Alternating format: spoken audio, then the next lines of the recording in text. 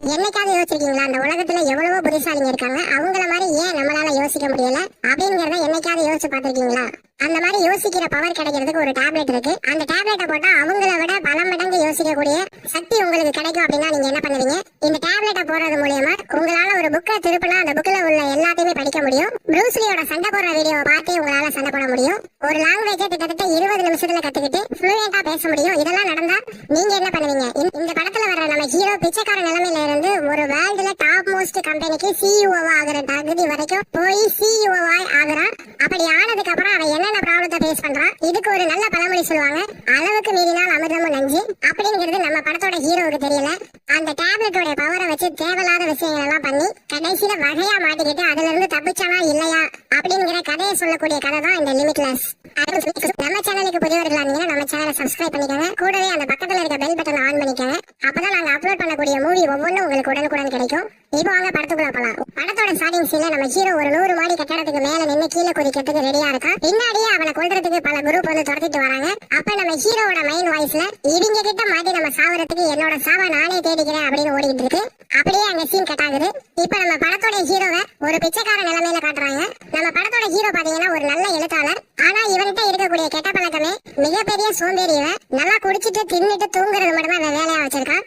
அது மட்டும் இல்லாம ஒரு கம்பெனில 3 வாரத்துல புக் எழுதி தரேன்னு சொல்லிட்டு ஒரு கான்ட்ராக்ட் சைன் பண்ணிட்டு அதுல வந்த அட்வான்ஸ் தொகையும் வச்சு குடிச்சிட்டு இருப்பான். இப்படி ஊதாரித்தனமா சுத்திக்கிட்டு இருக்க நம்ம ஹீரோக்கு ஒரு கேர்ள் ஃபிரெண்ட் இருக்காங்க. அந்த கேர்ள் ஃபிரெண்டோட காசுல தான் நம்ம ஹீரோ ராஜ வாழ்க்கை வாழ்ந்துகிட்டு இருக்கான். ஆனா இது மட்டும் இல்ல, நம்ம ஹீரோவுக்கு ஏற்கனவே கல்யாணம் ஆயிடுச்சு. இவன் கூட வாழ முடியாதனால அந்த பொண்ணு தலைதறிக்க ஓடிடுச்சு. இப்படி நம்ம ஹீரோவோட வாழ்க்கை ஒரு தாறுமாறா போயிட்டு இருக்கு. அப்பதான் ஒரு நாள் நம்ம ஹீரோவோட எக்ஸ் ஒய்ஃபோடைய தம்பியை மீட் பண்றான். அவன் நம்ம ஹீரோவை பார்த்துட்டு, என்னடா இன்னும் இப்படிதான் சுத்திட்டு இருக்கியா? புக் எழுதுறேன் கிக் எழுதுறேன்னு சொல்லிட்டு இன்னமும் இந்த மாதிரி ஊதாரித்தனமா தான் சுத்திட்டு இருக்கியா? இந்த மாதிரி இருந்தா அவன் கூட எவனா வாழ்வா அப்படின்னு கண்ணா போனா நம்ம ஹீரோவை பார்த்து திட்டான். இந்த மாதிரி திட்டி முடிச்சுட்டு, சரி உன்னை ரொம்ப திட்டா வா போய் நம்ம 2 பேரும் சரக்கு அடிக்கலாம்னு கூட்டிட்டு போறான். இப்ப நம்ம ஹீரோவுக்கு அவனை பார்த்து ஒரே ஆச்சரியம். அவன்கிட்ட நம்ம ஹீரோ கேட்கறான், நீ எப்பறம் அவனோட லைஃப்ல இவ்வளவு டெவலப்மெண்ட் ஆன அப்படின்னு சொல்லி கேட்கறான். அதுக்கு அவன் சொல்ல, நம்ம ஹீரோவை பார்த்து ஒன்னே மாதிரி இப்படியே இருக்க முடியும், வாழ்க்கையில அடுத்தபடி போயிட்டே இருக்கணும்டா அப்படின்னு சொல்றான். உன்னோட வாழ்க்கையை சேஞ்ச் பண்றதுக்கும் நான் உன்கிட்ட ஒண்ணு தரேன்.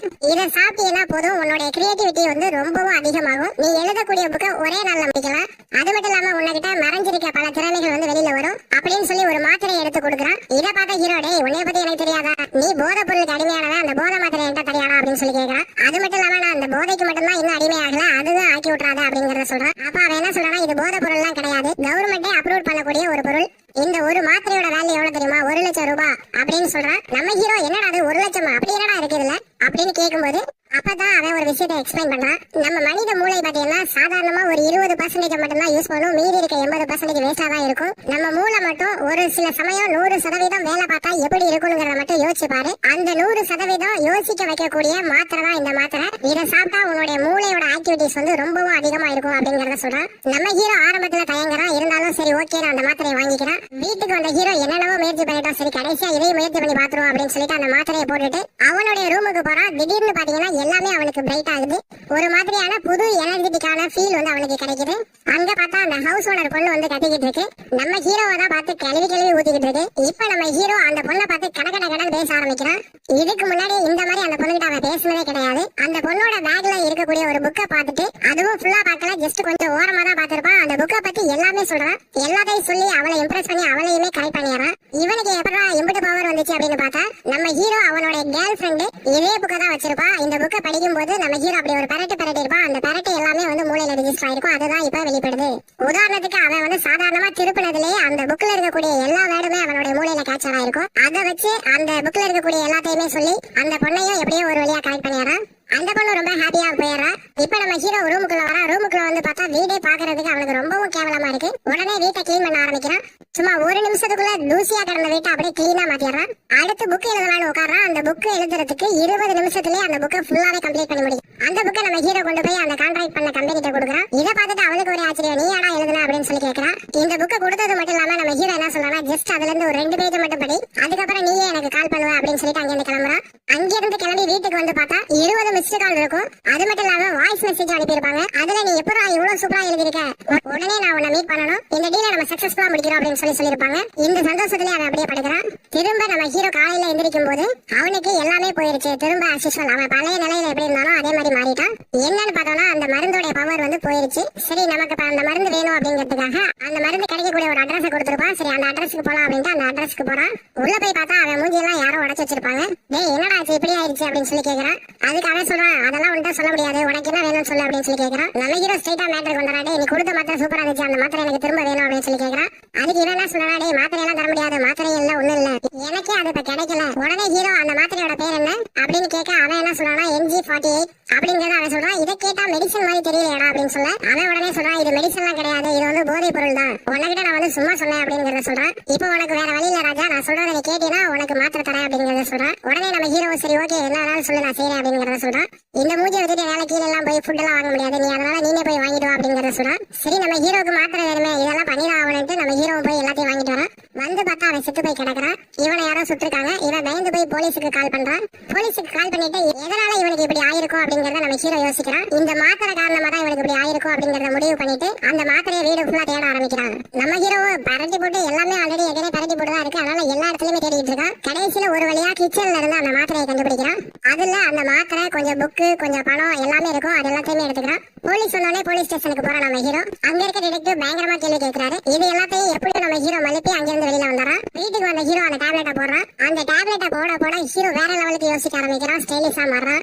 ஒரே நாள்ல பல திறமைகளை வந்து கத்துக்குவான். அது மட்டும் இல்லாம ஏகப்பட்ட லாங்குவேஜ் ஒரே டைம்ல சரளமா பேசுவான். மியூசிக்ல இருந்து ஃபைட்ல இருந்து எல்லாமே எதுவுமே உள்ள எல்லாத்தையுமே கத்துக்கலாம். எங்கேயோ காதுல ஏதோ ஒரு ஓரத்துல வாங்கின விஷயத்த வச்சு பெரிய லெவல் அதை பில்டப் பண்ணி பேசக்கூடிய அளவுக்கு மிகப்பெரிய அறிவாளியா மாறிடுறான். இதனால அவனுக்கு நிறைய ஃப்ரெண்ட்ஸ் கிடைப்பாங்க. ஒரு பணக்கார லைஃப் வந்து கிடைக்குது. அதனால அவனுடைய லைஃப் ஸ்டைலே டோட்டலா மாறுது. இந்த மாதிரி ஜாலியா வாழ்ந்துட்டு இருக்கும்போது ஒரு நாள் நம்ம ஹீரோ யோசிப்பா, இந்த பவரை வச்சு நம்ம ஏதாவது பண்ணணும் அப்படின்னு யோசிச்சு ஷேர் மார்க்கெட்ல போலாம் அப்படின்னு சொல்லிட்டு வெறும் ஒரு $100 வச்சுக்கிட்டு உள்ள போவான். ஒரே நாள்ல பாத்தீங்க அப்படின்னா அதை $10,000 மாத்திடுவான். என்னன்னா நம்ம ஹீரோ கிட்ட கொஞ்சம் பணம் தான் இருக்கு, அதை வச்சு நிறைய பணம் பண்ணணும் அப்படிங்கறதுனால இந்த மாதிரி பண்றான். இந்த கொஞ்சம் பணத்தை வச்சுக்கிட்டு ஷேர் மார்க்கெட்ல இன்வெஸ்ட் பண்ணி அதிக லெவல் பணம் எடுக்க முடியாது அப்படிங்கறதுனால இப்பதான் நம்ம ஹீரோ ஒரு பெரிய தப்பு பண்றான். அங்க இருக்க ஒரு லோக்கல் டான் கிட்ட போறான். போய் இவனுக்கு காசு வேணும் அப்படிங்கறத சொல்றான். அவனும் சரி ராஜா உனக்கு காசை தரேன், ஆனா நீ திருப்பி கொடுக்கலன்னா உன்னோட கையை வெட்டிடுவேன் அப்படிங்கறத சொல்றான். இந்த பல லட்சம் ரூபாயை வாங்கிட்டு கொண்டு போயிட்டு ஷேர் மார்க்கெட்ல இன்வெஸ்ட் பண்றான். இப்ப நம்ம ஹீரோக்கு தெரியாத விஷயமே கிடையாது. அவனோட மூளை ஏகப்பட்ட வேலை பார்க்குது. 100% வேலை பார்க்கறதுனால எல்லாத்தையுமே அவனால ப்ரெடிக்ட் பண்ண முடியுது. கிட்டத்தட்ட ஃபியூச்சரே ப்ரெடிக்ட் பண்ற அளவுக்கு ஷேர் மார்க்கெட்ல சும்மா பூந்து விளையாடுறா. பல மில்லியன் டாலர் வந்து சம்பாதிக்கலாம். இதை பார்த்துக்கிட்டே இருக்க ஒருத்தன் நம்ம ஹீரோ கிட்ட வந்து எனக்கு ஒரு ஆளை தெரியும், அவர் உங்களை பார்க்க ஆசைப்படுறாரு, வாங்க உங்களை இன்ட்ரோடியூஸ் பண்றேன் அப்படின்னு சொல்லி கூப்பிடுறான். அவன் யாருன்னா ஒரு மிகப்பெரிய பில்லியனர். அவன் வந்து நம்மளை பார்க்க ஆசைப்படுறானா அப்படின்னு சொன்னோடனே ஹீரோக்கு மிகப்பெரிய சந்தோஷம். இப்ப ஹீரோ அவன் கேர்ள் ஃப்ரெண்டை மீட் பண்றான். அப்ப அவன் கேட்கிறா, உன்கிட்ட ஏகப்பட்ட சேஞ்சஸ் தெரியுது, என்ன இட்டாலியன் பாஷைகளா பேசுற, வேற லெவல்ல பட்டைய கிளப்புறியப்பா, என்னப்பா அப்படின்னு சொல்லி கேட்கிறா.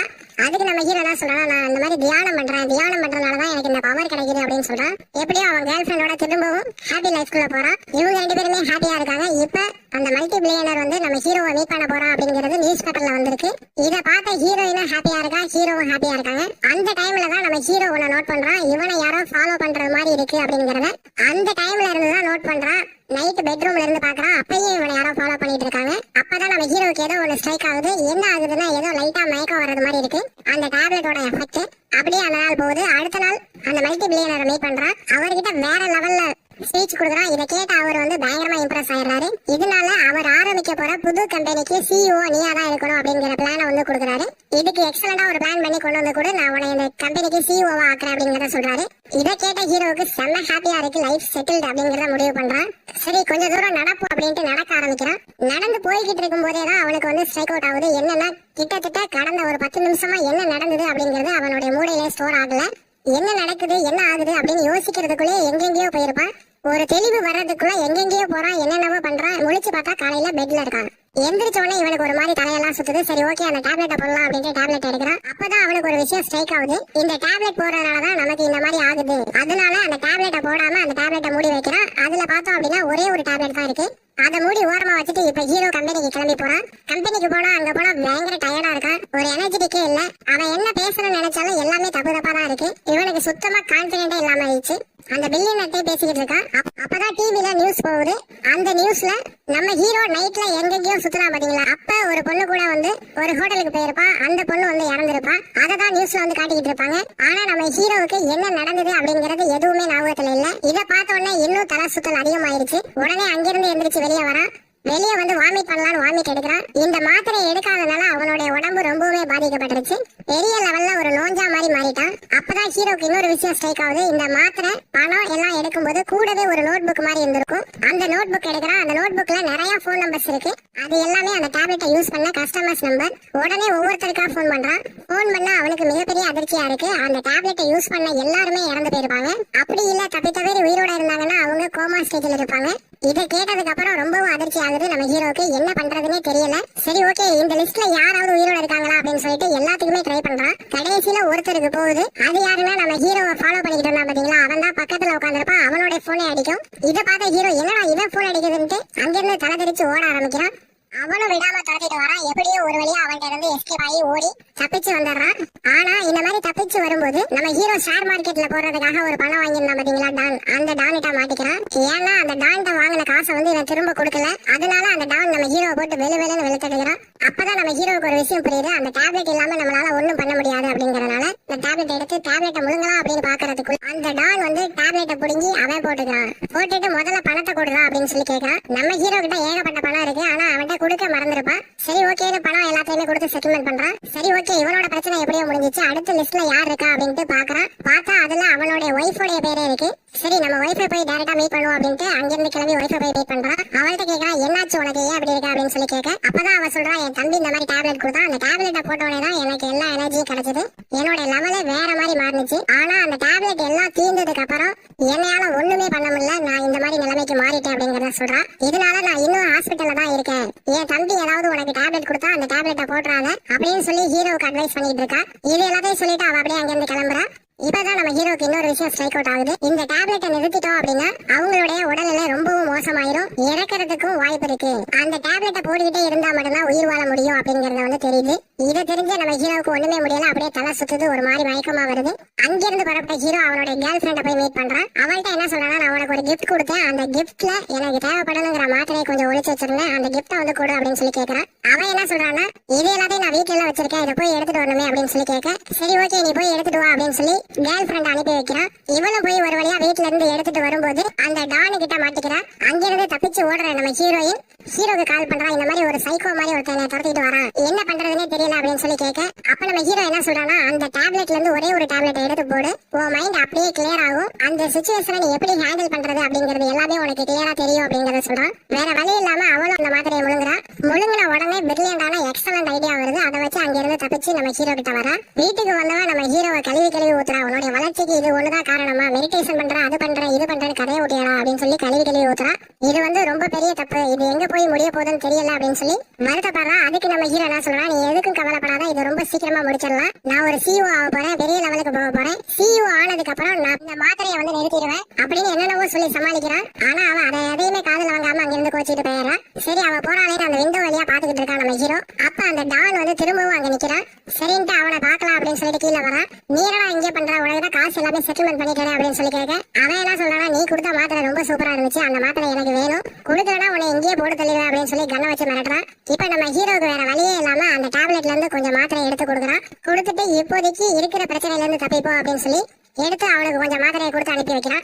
இப்ப நம்ம ஹீரோ இவனுக்கு ஏகப்பட்ட பிரச்சனை இருக்கு, இதுல இருந்து எப்படி எல்லாம் தப்பிக்கலாம் அப்படின்னு சொல்லிட்டு ஏகப்பட்ட பிளான் பண்றான். அதுக்கு ஒரு சேஃப்டியான ஹவுஸ் ஒன்று வாங்குறான். கிட்டத்தட்ட இது ஒரு பங்கர் மாதிரி, இதுக்குள்ள யாராலையும் வர முடியாது. அதுக்கப்புறம் மாத்திரை வேற கம்மியா இருக்குல்ல, அந்த ப்ராப்ளத்தை சால்வ் பண்ணணும்னு சொல்லிட்டு ஒரு சயின்டிஸ்டா வரா. சயின்டிஸ்டா வந்துட்டு இந்த டேப்லெட்டை நீங்க தான் ரீப்ரொடியூஸ் பண்ணணும் அப்படிங்கறத சொல்றான். உடனே சயின்டிஸ்ட் வந்து என்ன சொல்றாருன்னா, இந்த டேப்லெட்டை ரெடி பண்ணணும்னா இது ஒரு 2 வருஷமாவது இழுத்துரும் அப்படின்னு சொல்லி சொல்றாரு. அதுக்கு இவன் என்ன சொல்றானா, அதெல்லாம் முடியாது, 6 மாசத்துல நீ ரெடி பண்ற, அதுக்கு நான் $1 மில்லியன் தரேன் அப்படின்னு சொல்றான்.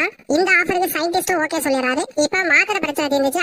அடுத்து 2 பாடி கார்ட்ஸ் வந்து பிக்ஸ் பண்றான். நீங்க பின்னாடி வரக்கூடாது, என்னை தூரத்துல இருந்து ஃபாலோ பண்ணணும், எனக்கு ஏதாவது ப்ராப்ளமா இருந்தா மட்டும்தான் வரணும் அப்படிங்கறத சொல்றான். அதுக்கப்புறம் அந்த மல்டி பில்லியனர் பாக்குறான். அவர் என்ன சொல்றாரா, என்ன தம்பி நீ திடீர்னு வர திடீர்னு போயிடுற, உன்னை நம்பி எப்படி என் கம்பெனி கொடுக்குறது அப்படின்னு கேட்க, நம்ம ஹீரோ பாத்தீங்கன்னா அங்க ஒரு எக்ஸலன்ட் பிரசன்டேஷன் கொடுக்குறான். கம்பெனியோட டெவலப்மெண்ட் எப்படி இருக்கும், என்னென்ன ஆகும், ஃபியூச்சர்ல எப்படி இருக்கும் அப்படிங்கறது எல்லாத்தையுமே சொல்றான். எல்லாம் ஓகே, இதுல இன்னொரு பிரச்சனை இருக்கு. இந்த கம்பெனி ஆரம்பிக்கிறதா நம்ம மட்டும் ஆரம்பிக்க முடியாது, இதுல இன்னொருத்தர் சைன் பண்ணணும். அவர்கிட்ட நீ சைன் வாங்கிட்டீங்கன்னா உனக்கு $40 மில்லியன் தரேன் அப்படிங்கறத சொல்றான். சரி ஓகே, இவ்வளவுதானே, சின்ன மேட்டர், நான் போய் வாங்கிட்டு வரேன் அப்படின்னு சொல்லிட்டு அந்த ஃபைலை வாங்கிட்டு அந்த ஆளை போய் மீட் பண்றான். நம்ம ஹீரோ எவ்வளவு எனர்ஜெட்டிக்கா பேசினாலும் அந்த சைடு இருக்கவன் நோஞ்சா மாதிரி இவன் சொல்ற எதையுமே கேட்கல. இப்பதான் நம்ம ஹீரோ வந்து டவுட் பண்றான், இவனும் இந்த எனர்ஜி மாத்திரை யூஸ் பண்ணிருப்பானோ அப்படின்னு. அந்த மாத்திரை இல்லாதனாலதான் இப்படி டயர்டா இருக்கா அப்படிங்கறத தெரிஞ்சுக்கிறான். அது மட்டும் இல்லாம அவன் என்ன சொல்றான், நான் நாளைக்கு வந்து சைன் பண்றேன் அப்படின்னு சொல்லிட்டு அங்கிருந்து கிளம்புறான். சரி ஓகே, நாளைக்கு டீல முடிச்சுக்கலாம். நம்ம ஹீரோ கிளம்பி அங்கிருந்து வந்துட்டு இருக்கான்.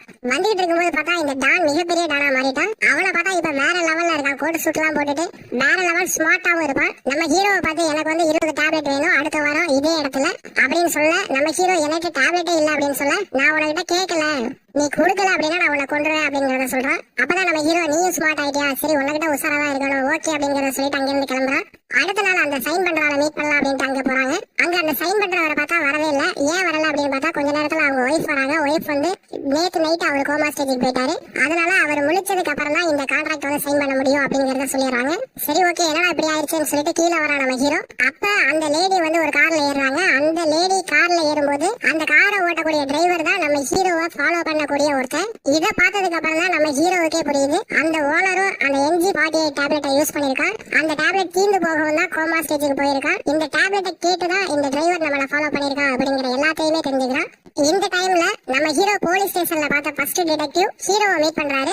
மீட் பண்ணி கொஞ்ச நாளைக்கு முன்னாடி ஒரு பொண்ணு இறந்து போச்சுல, அந்த கேஸ்ல ஒன்ன மாதிரியே ஒருத்தன் வந்து அங்கிருந்து வெளியில போயிருக்கான் அப்படிங்கறது எனக்கு தெரிய வந்திருக்கு அப்படிங்கறத சொல்றான். இப்ப நம்ம ஹீரோவுக்கு அப்படியே பயங்கரமான பயம் வந்துருது. உடனே அந்த சிட்டில இருக்கக்கூடிய மிகப்பெரிய லாயரை வந்து மீட் பண்றான். மீட் பண்ணி இந்த கேஸ்ல இருந்து எப்படியாவது வெளியில வர்றதுக்கான வழிகள் எல்லாத்தையுமே வந்து பாக்குறான்.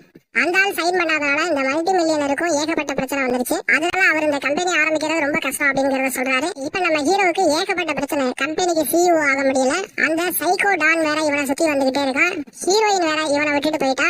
ரொம்பவே டேப்லெட் வேற தீர்ந்துகிட்டே வருது. இந்த பிரச்சனை எல்லாம் சமாளிக்கிறதுக்கு என்ன பண்ணலாம் அப்படின்னு ஒரு முடிவு எடுக்கிறான் நம்ம ஹீரோ. அவனுடைய ட்ரெஸ் எல்லாத்துலயுமே ஒரு தனி கம்பார்ட்மெண்ட் வந்து ஜெனரேட் பண்றான். அந்த ட்ரெஸ் எல்லாத்துலயுமே மாத்திரையை வந்து வைக்கிறான். ஏன்னா அந்த மாத்திரை இல்லாம அவனால ஒண்ணும் பண்ண முடியல அப்படிங்கறது தெரிஞ்சதுனால எல்லா ட்ரெஸ்லயுமே மாத்திரையை வைக்கிறான். அடுத்து நம்ம ஹீரோவை ஆள் அடையாளம் காட்டக்கூடிய அந்த விசாரணைக்கு வந்து கூப்பிடுறாங்க. நம்ம ஹீரோ வேற வழி இல்லாம அங்க போயிட்டு கோட்டை கழட்டி வச்சுட்டு அந்த போட்டோ செஷன்ல வந்து போட்டோவுக்கு போஸ்ட் கொடுக்குறான். எல்லா வேலையும் அங்க முடிச்சுட்டு இப்ப கம்பெனிக்கு வரான். கம்பெனிக்கு வந்து கோர்ட்ல கையை விட்டு செக் பண்ணி பாக்குறான். அந்த டேப்லெட் எதுவுமே இல்ல. அந்த டேப்லெட் எல்லாமே காணாம போகுது. இப்ப இவனுக்கு ஏகப்பட்ட கடுப்பு வருது. ஏன்னா கையில இருந்த மாத்திரையும் காணாம போச்சு, சைன் பண்றவனும் சைன் பண்ணல. அது மட்டும் இல்லாம அவன் செத்தே போயிட்டான். இப்ப என்ன பண்றதுன்னு தெரியாம செம்ம கடுப்புல இருக்கான் நம்ம ஹீரோ. அப்ப ஹீரோவுக்கு வந்து ஒரு பார்சல் வருது. என்ன பார்சல் அப்படின்னு அதை ஓபன் பண்ணி பார்த்தா 2 பாடி கார்டு அப்பாயின்மெண்ட் பண்ணிருப்பான். அந்த பாடி கார்டோட கை வந்து இருக்கு. என்னன்னு பார்த்தா அந்த டான் சைக்கோ சரியான நேரத்துல மாத்திரை கொடுக்காதனால இவங்க கையை வந்து வெட்டி அனுப்பியிருப்பான். இப்ப நம்ம ஹீரோவுக்கு மேல ஒரு மாதிரி பயமாகுது. என்ன பண்றதுன்னே தெரியல. அவன் மனசுக்குள்ள என்ன மைண்ட் வாய்ஸ் ஓடுதுன்னா, சரி ஓகே நம்ம லைஃப் அவ்வளவுதான் முடிஞ்சிச்சு போல, ஓகே வேற வழியே இல்ல அப்படின்னு சொல்லிட்டு வீட்டுக்கு போயிட்டு எல்லாத்தையுமே லாக் பண்ணிட்டு உள்ள இருக்கான். இப்ப என்ன ஆகுதுன்னா அந்த டான் சைக்கோ அங்கேயுமே வந்துட்டான். கதவு எல்லாத்தையும் உடைச்சிட்டு உள்ள வர ட்ரை பண்ணிட்டு இருக்கான். இதை நம்ம ஹீரோ கேமரால பாக்குறான். பார்த்துட்டு நம்ம ஹீரோவுக்கு வேற வழியே இல்ல, அவ்வளவுதான் நம்ம லைஃப் எல்லாமே டோட்டலா முடிஞ்சு போச்சு. கம்பெனிக்கு CEO ஆக முடியல, கேர்ள் ஃபிரெண்ட் போயிட்டா, மாத்திரையும் முடிஞ்சு போச்சு. இப்ப சைக்கோ கிட்டையும் நம்ம மாட்டிக்கிட்டோம். இவங்கள்ட்ட மாட்டி கொடூரமா சாவறதுக்கு நம்ம முடிவை நம்மளே தேடிக்கலாம் அப்படின்னு அந்த 100 மாடி கட்டடத்துக்கு மேல நிக்கிறான். அங்கிருந்து குதிக்கலாம் அப்படிங்கிற மாதிரி தான் நின்றுட்டு இருக்கான். இததான் ஓபனிங் சீன்ல காட்டினாங்க. ஹீரோ குதிக்கலான்னு போகும்போது டக்குன்னு ஒரு விஷயம் வந்து ஸ்ட்ரைக் ஆகுது. என்னன்னா ஒரு சீன்ல வந்து மாத்திரை போடலாம்னு சொல்லிட்டு மாத்திரை எடுத்திருப்பான். ஆனா அந்த டப்பால ஒரே ஒரு மாத்திரை தான் இருந்திருக்கும். வேணாம் அப்படின்னு சொல்லிட்டு அந்த டப்பாவை மூடி வச்சிருப்பான். அதனால அந்த மாத்திரையை தேடுவோம் அப்படின்னு சொல்லிட்டு ஹீரோ இப்ப என்ன பண்றான்னா அந்த மாத்திரையை தேட ஆரம்பிக்கிறான். அங்க இங்கன்னு தேடி கண்டுபிடிச்சு எப்படியோ ஒரு வழியா மாத்திரையை கண்டுபிடிச்சாரான். கண்டுபிடிச்சு மாத்திரையை வாய்க்குள்ள போடலான்னு பார்க்கும்போது கீழே விழுந்து தடுமாறி அந்த மாத்திரை ஓடிடுது. இப்ப நம்ம ஹீரோவுக்கு என்ன பண்றதுன்னே தெரியல. அதுக்குள்ள அந்த டானும் உள்ள வந்துறான். நம்ம ஹீரோவை பிடிச்சு உட்கார வச்சாரான். மாத்திரை எங்கடா, மாத்திரை எங்கன்னு சொல்றாங்க, அவனை கொண்டுருவேன் அப்படின்னு சொல்லி மிரட்டுறான். அதுக்கு நம்ம ஹீரோ என்கிட்ட மாத்திரை சுத்தமாவே இல்ல அப்படிங்கறத சொல்றான். அந்த டைம்ல டானோட ஆட்கள் எல்லாமே வீடு ஃபுல்லா தேடிட்டு இருக்காங்க. அப்ப இந்த டான் என்ன சொல்றானா, இந்த மாத்திரையை உனக்கு எப்படி யூஸ் பண்றதுன்னே தெரியலடா, இந்த மாத்திரையை நீ டைரக்டா போட்டீங்கன்னா ஒரு நாள் மட்டும்தான் அந்த பவர் வந்து இருக்கும். அதையே நீ லிக்விட் ஆக்கி நரம்புல ஏத்திக்கிட்டீங்கன்னா அதோட பவர் ஒரு வாரத்துக்கு இருக்கும்டா அப்படின்னு சொல்லிட்டு இன்ஜெக்ஷனை வச்சு அந்த லிக்விட் மாத்திரையை வந்து ஏத்திக்கிறான். அதுக்கப்புறம் என்ன பண்றானா, நம்ம ஹீரோவை டார்ச்சர் பண்றதுக்கு எக்யூப்மெண்ட் எடுக்கிறான். இந்த கேப்ல நம்ம ஹீரோ என்ன பண்றானா, கத்திய வச்சு அந்த டான் சைக்கோவோட வயிற்றிலே குத்திடுறான். இப்ப அந்த டானால ஒண்ணு முடியல, அவன் அங்கேயே விழுந்து இறந்துடுறான். அது மட்டும் இல்லாம நம்ம ஹீரோவும் ரொம்ப நோஞ்சானா மாறிட்டான். ஒண்ணும் அவனால எந்திரிக்கவே முடியல. ரொம்பவும் நோயில வந்து தாக்கப்பட்டுட்டான். அப்பதான் நம்ம ஹீரோவுக்கு இன்னொரு ஐடியா தோணுது. என்னன்னா அந்த டான் வந்து நரம்புல ஏத்திக்கிட்ட அந்த லிக்விடோட பவர் அவனுடைய உடம்பு ஃபுல்லா சர்க்குலேட் ஆயிருக்கும். நம்ம ஹீரோ வந்து டானை வயிற்றுல குத்திருப்பான். அதனால அந்த இடம் ஃபுல்லா டானோட ரத்தம் வந்து பரவி இருக்கும். உடனே நம்ம ஹீரோ அந்த ரத்தத்தை வந்து குடிக்கிறான். ஏன்னா அந்த NG-48 மருந்து வந்து அந்த ரத்தத்துல கலந்துருக்கும். அந்த ரத்தத்தை குடிச்ச உடனே நம்ம ஹீரோ நினைச்சது மாதிரி அவனுக்கு ஒரு பவர் கிடைக்குது. இப்ப அவனுடைய ஐடியாஸ் எல்லாமே யூஸ் பண்ணி அந்த டானோட அடையாட்கள் எல்லாத்தையுமே போட்டு தள்ளிடுறாரு. அங்கிருந்து எப்படியோ ஒரு வழியா தப்பிக்கிறாரு நம்ம ஹீரோ. அதுக்கப்புறம் தான் ஒரு ஐடியா தோணுது. என்னன்னா அந்த கோமால இருந்த அந்த மல்டி மில்லியன் இறந்திருப்பார்ல, அவருடைய அசிஸ்டன்ட் கூட நம்ம ஹீரோவை ஃபாலோ பண்ணிக்கிட்டு இருந்திருப்பான். இப்ப அவனை பார்க்க போறாரு. போய் என்ன சொல்றாருன்னா, உன்னுடைய ஓனர் இறந்துட்டார்ல, இனிமேட்டு நீ எனக்கு ஒர்க் பண்ணு, நம்ம 2 பேரும் அந்த டேப்லெட்டை தேடி போறோம் அப்படின்னு சொல்லிட்டு அங்கிருந்து வேற ஒரு இடத்துக்கு போறாங்க. அதாவது அந்த புக்ல இருந்த இன்னொரு அட்ரஸுக்கு போய் அங்க இருந்தவனை போட்டு தள்ளிட்டு அங்க அவன் வச்சிருந்த டேப்லெட் எல்லாத்தையுமே எடுத்துக்கிறாங்க. அதை எடுத்ததுனால இப்ப நம்ம ஹீரோவுக்கு எப்படியோ ஒரு வழியா ஒரு பஞ்ச் ஆஃப் டேப்லெட் வந்து கிடைச்சிருச்சு. அப்படியே சில வருடங்களுக்கு அப்புறம் நம்ம ஹீரோ வேற லெவல்ல இருக்கான். கிட்டத்தட்ட அந்த ஊருடைய பிரசிடென்ட் கேண்டிடேட்டா போட்டி போடுற அளவுக்கு பெரிய அளவுக்கு வளர்ந்துருக்கான். அரசியலே ஒரு மிகப்பெரிய தலைவராகவும் மாறிட்டான். வேற லெவல்ல பெரிய ஆளா இருக்கான். அப்பதான் நம்ம ஹீரோவோட பிஏ சொல்றா, உங்களை பாக்குறதுக்கு யாரோ ஒரு ஆள் வெயிட் பண்ணிட்டு இருக்காரு அப்படின்னு சொல்ல வெளியில போய் பார்த்தா நம்ம இந்த மல்டி பில்லியனர் கம்பெனிக்கு CEO மாத்திரன்னு சொல்றாங்களா அவன். இப்ப நம்ம ஹீரோ அவனை பார்த்து, என்ன நீங்க இங்க வந்திருக்கீங்க, எப்படி இருக்கீங்க அப்படின்னு கேட்க அவன் வந்து என்ன சொல்றானா, நீ எப்படியோ வந்து நம்ம நாட்டுக்கு பிரசிடென்ட் ஆயிடுவேன், அதனால நீ எனக்காக சில விஷயங்களை பண்ணணும் அப்படின்னு சொல்லி கேட்கறான். நம்ம ஹீரோ என்ன சொல்றான், நான் ஏன் உங்களுக்கு பண்ணணும் அப்படின்னு கேட்க அந்த மல்டி பில்லியனர் என்ன சொல்றாருன்னா, நம்ம ஹீரோவுக்கு மாத்திரை தயாரித்து தரக்கூடிய அந்த லேபை நான் வாங்கிட்டேன், அதனால அந்த லேப்ல இருந்து இனிமேட்டு உனக்கு எந்த மாத்திரையும் வராது, அப்படி அந்த மாத்திரை எல்லாம் வரணும்னா நான் சொல்றது எல்லாத்தையும் நீ செஞ்சீங்கன்னா தான் வரும் அப்படின்னு சொன்ன உடனே நம்ம ஹீரோவுக்கு அப்படியே ஒரு மாதிரி ஆயிருது. என்னடா இப்படி ஆயிருச்சு அப்படின்னு சொல்லிட்டு, சரி ஓகே வெளியில வாங்க பேசலாம் அப்படின்னு சொல்லிட்டு கூட்டிட்டு போறான். வெளியில வந்த ஹீரோ என்ன சொல்றான்னா, பெரிய லெவல்ல சீன் காட்டுறான். இந்த மாத்திரையை போட்டு இவ்வளவு பெரிய வளர்ச்சி வளர்ந்த எனக்கு இந்த மாத்திரையில இருந்து எப்படி வெளியில வர்றது, அது மட்டும் இல்லாம இந்த மாத்திரையை போடாம இருக்கிறதுக்கு என்ன பண்ணணும் அப்படின்னு எனக்கு யோசிக்க தெரியாதா, இதெல்லாம் நான் எப்பயோ யோசிச்சுட்டேன், அது மட்டும் இல்ல நான் இப்ப ஃபியூச்சரே ப்ரெடிக்ட் பண்ண ஆரம்பிச்சுட்டேன் அப்படின்னு எகத்தாளமா சொல்ல இந்த மல்டி பில்லியனர் மூஞ்சி இப்போ ஒரு மாதிரி ஆயிருது. டேய் நீ பெரிய தப்பு பண்ற அப்படின்னு சொல்றான். அதுக்கு நம்ம ஹீரோ, அங்க பாரு ஒரு கார் வருதா, அங்க ஒருத்த கை காட்டுறானா, அந்த இடத்துல இப்போ ஒரு ஆக்சிடென்ட் நடக்க போகுது அப்படின்னு சொல்றான். சொன்னா அதே மாதிரி அந்த இடத்துல ஆக்சிடென்ட் நடக்குது. இந்த மாதிரி இப்ப நம்ம ஹீரோவுக்கு பெரிய லெவல்ல பவர் கிடைச்சிருச்சு. ஃபியூச்சர்ல என்ன நடக்க போகுது அப்படிங்கிற எல்லாத்தையுமே ப்ரெடிக்ட் பண்றான். இப்ப அந்த மல்டி பில்லியனருடைய ஜஸ்ட்ல கைய வச்சு அவனுக்கு என்னென்ன ப்ராப்ளம் இருக்கு, ஹார்ட்ல என்ன ப்ராப்ளம் இருக்கு அப்படிங்கறது முதற்கொண்டு எல்லாத்தையுமே சொல்றான். இதை பார்த்து அந்த மல்டி பில்லியனர் இவனை ஒண்ணுமே பண்ண முடியாது போலத்துக்கு அப்படின்னு சொல்லிட்டு அந்த இடத்துல இருந்து அப்படியே கிளம்புறான். அப்படியே நம்மளால அங்க இருந்து கிளம்பி ஜாலியா அவன் ஒய்ஃப் கூட லஞ்ச் சாப்பிட்டுட்டு ஜாலியா சிரிச்சு பேசுறது மாதிரி அப்படியே படத்தை வந்து முடிக்கிறாங்க. இதுதான் லிமிட்லெஸ். இப்ப நம்ம எல்லாத்துக்குமே ஒரு சந்தேகம் வந்திருக்கும், அவனுக்கு எப்படி இவ்வளவு பவர் கிடைச்சிருக்கு, அப்ப இன்னும் அந்த மாத்திரையை போட்டுக்கிட்டு தான் இருக்கானா அப்படின்னு சொல்லி. ஆனா உண்மையிலுமே என்ன நடந்திருக்கும்னா, நம்ம ஹீரோ அந்த சயின்டிஸ்ட் கிட்ட இந்த மாத்திரைக்கான ஆன்டிபயாட்டிக் எதிர்ப்பு மருந்தை தான் கண்டுபிடிக்க சொல்லியிருப்பான். அதை கண்டுபிடிச்சதுனாலதான் நம்ம ஹீரோ அந்த மாத்திரை போடுற விஷயத்துல இருந்து வெளியில வந்திருக்கும்.